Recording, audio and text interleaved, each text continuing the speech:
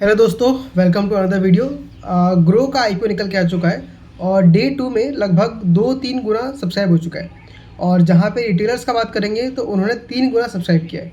अब ये subscription data को देख के मुझे ऐसा लगता है कि अभी भी जो रिटेलर्स है उनको ये समझ में नहीं आया है कि कौन से कंपनी का आईपीओ अच्छा होता है और कौन से कंपनी का आईपीओ ख़राब होता है। अब आईपीओ में अगर देखें तो ज़्यादातर कंपनी जो भी मार्केट में लिस्ट होना चाहती है वो हमेशा अपने वैल्यूएशन को अच्छा ही दिखाएगी, क्योंकि कोई भी कंपनी ऐसा बोल के मार्केट में फर्स्ट टाइम नहीं आएगी कि मैं प्रॉफिट उतना ग्रो नहीं कर पा रहा हूँ, मेरे बिजनेस से प्रॉब्लम है। अगर वैसा कोई कंपनी बोल के मार्केट में पैसा उठाने आएगी तो कोई पैसा देगा ही नहीं।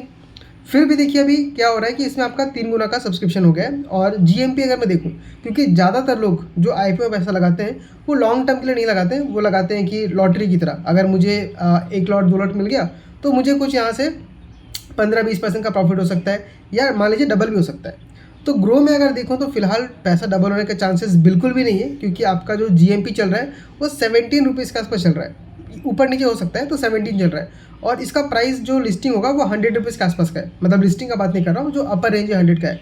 तो अगर आप प्रॉफिट मान के चलते हैं एक लॉट के ऊपर तो आपको 17 से 20% का प्रॉफिट होगा, मतलब 2800 से 3000 का प्रॉफिट हो सकता है, या कम अगर अभी के प्राइस पे देखें तो लगभग आपको 2000 के आसपास का प्रॉफिट हो सकता है।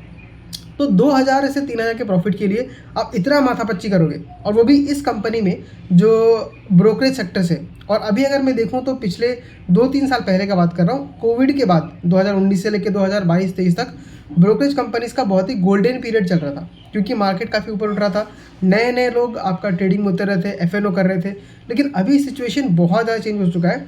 जो पुराने बड़े बड़े जो मतलब दुकानदार है ब्रोकरेजेस है, एंजल वन हो गया, जीरोधा हो गया, ग्रो इंक्लूडिंग धन, ये सारे के सारे अभी प्रॉब्लम फेस कर रहे हैं। 5 पैसा हो गया, इन सब के बिजनेस मॉडल में थोड़ा डाउन देखने के लिए मिला है, क्योंकि एक तो सेबी ने भी एफएनओ को बहुत ज़्यादा कर्व डाउन किया है, बहुत ज़्यादा रोक लगाया है। तो जो मेन इनकम सेगमेंट ही सबका प्रॉब्लम कर रहा है, तो यहाँ पे इस कंपनी में फिलहाल इन्वेस्ट करके कोई सेंस नहीं बनाता है, खास करके जब वैल्यूएशन थोड़ा महंगा हो। अब कंपनी जितना ही बोले फिलहाल महंगे वैल्यूएशन पे ही आ रही है। तो मैं अगर देखूँ तो फिलहाल ग्रो के आईपीओ से दूर रहना चाहिए, ना ही इसमें आपका पैसा डबल होने के चांसेस है, मतलब लिस्टिंग गेन बहुत ज़्यादा मिलने वाला नहीं है, 10-20%, वो भी अगर आपको मिल गया तो। पहले बात तो ये। दूसरा बात ये कि पूरा ब्रोकरेज का जो बिजनेस मॉडल है फिलहाल के टाइम पे वो एक प्रॉब्लम में चल रहा है।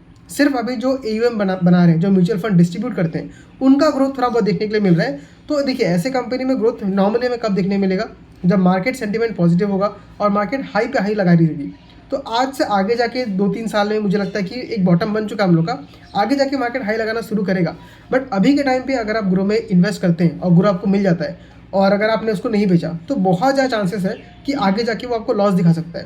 तो अगर आप ग्रो के आईपीओ में इन्वेस्ट कर भी रहे हैं तो अगर आपको मिलता है लकीली, तो उसमें 10-20% जो मिले उसको लेके निकलिए। बट मुझे लगता है कि जिस आईपीओ में पैसा डबल होने के चांसेस नहीं है, अगर आपको जुआ खेलना ही है, मतलब आपको अगर लॉटरी टिकट खेलना ही है, तो ऐसे लॉटरी को खरीदिए जहाँ पैसा का डबल होने के चांसेस है। तो ग्रो में ऐसा कुछ चांस है नहीं, तो मेरी तरफ से इस आईपीओ में पैसा लगाना सेंस नहीं बनाता है। बट आपने अगर लगाया है तो कॉशियस रहिएगा। बस इतना ही बोलना चाहता हूँ। आप मुझे कमेंट करके बताइए कि आप इस आईपीओ के बारे में क्या सोचते हैं। मैं मिलता हूँ आपसे अगले वीडियो में।